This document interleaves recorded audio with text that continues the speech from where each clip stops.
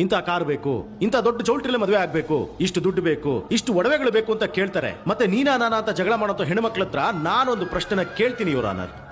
ಯಾಕೆ ಅದನ್ನೇ western culture ತರ 4 ಜನ ಸಿಂಪಲ್ ಆಗಿ ಹೋಗಿ ಒಂದು ದೇವಸ್ಥಾನದಲ್ಲಿ ಮದುವೆ ಯಾಕೆ ಆಗ್ಬಾರ್ದು? ಇಲ್ಲಿ ವಿಚ್ಛೇದನಕ್ಕೆ ಅಪ್ಲೈ ಮಾಡೋ ಎಲ್ಲಾರನ್ನು ಕೇಳಿ ಅವರ ಮದುವೆನ ಅವ್ರ ಕಾಸಲ್ಲೇ ಯಾರ್ಯಾರು ಮಾಡ್ಕೊಂಡಿದ್ದಾರೆ ಅಂತ ಕೇಳಿ. ಅವ್ರಿಗೆ ಇಷ್ಟವಾಗಿರೋದನ್ನ ಒಂದೊಂದು ಆರ್ಸಿ ನೋಡಿ ಇಲ್ಲಿವರೆಗೂ ಅವರ ಪೇರೆಂಟ್ಸ್ ಅದಕ್ಕೋಸ್ಕರ EMIಗಳು ಕಟ್ತಾ ಇದ್ದಾರೆ. ಒಂದೊಂದು ರೂಪಾಯಿನೂ ನನ್ನ ಕೇಳಿನೇ ಖರ್ಚು ಮಾಡಬೇಕು ಅನ್ನೋದು ಅವ್ರ ಧೀಮಂತನ ಆದ್ರೆ, ಕಷ್ಟಪಟ್ಟು ಬೆವರು ಸುರಿಸಿ ಸಂಪಾದಿಸಿರುವಂತ ದುಡ್ಡನ್ನ ಕುಟುಂಬ, ಹೆಂಡತಿ, ದುಡ್ಡು, ಕಾಸು, ಓದು, ವಿದ್ಯಾಭ್ಯಾಸ, ಮಾತ್ರೆ ಖರ್ಚು ಎಲ್ಲದಕ್ಕೂ ಖರ್ಚು ಮಾಡಿರ್ತಾರೆ. ತನಗೋಸ್ಕರ 1 ರೂಪಾಯಿ ಸರಿಯಾಗಿ ಖರ್ಚು ಮಾಡ್ಕೊಳ್ತಿರೋಂತ ಒಬ್ಬ ಗಂಡು ಕೂಡ ಅಮಾಯಕನೇ ತಾನೆ ಮೇಡಮ್? ನೀನ್ ಸಂಪಾದನೆ ಮಾಡಿರೋ ಕಾಸನ್ನ ನಾನು ಸ್ವತಂತ್ರವಾಗಿ ಖರ್ಚು ಮಾಡಕ್ ಆಗ್ತಿಲ್ಲ ಅನ್ನೋದಕ್ಕಿಂತ ನಾನ್ ಸಂಪಾದನೆ ಮಾಡಿರೋ ಕಾಸನ್ನ ನಾನೇ ಸ್ವತಂತ್ರವಾಗಿ ಯೂಸ್ ಮಾಡಕ್ ಆಗ್ತಿಲ್ಲ ಅನ್ನೋದು ಎಷ್ಟು ದೊಡ್ಡ ನೋವು ಮೇಡಮ್. ಇಲ್ಲಿ ಗಂಡ್ ಮಕ್ಳಿಗೆ ಎಲ್ಲಿದೆ ಮೇಡಮ್ ಫಿನಾನ್ಷಿಯಲ್ ಇಂಡಿಪೆಂಡೆನ್ಸ್? ಅದು ಹೇಗೆ ಮೇಡಮ್? ಈ ನಾಡಲ್ಲಿ ಒಂದೇ ಕಾನೂನು ಅಲ್ವಾ?